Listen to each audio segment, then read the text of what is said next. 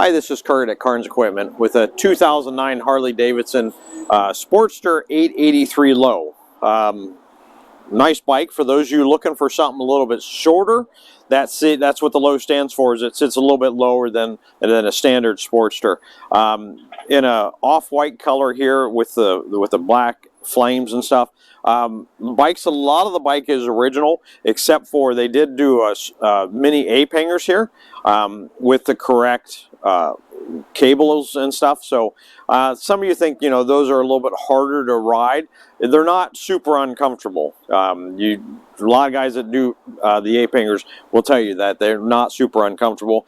They did take the stock exhaust, put on Vance & Hines short shots, so to give it that better sound with the Harley sound and everything. So great sound. Just over 2,600 miles on this bike, so it really wasn't rode all that much.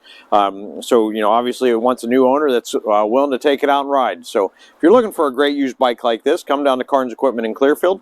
You can also call us at 814-765-5684, and you can find it on our website at carnsequipment.com.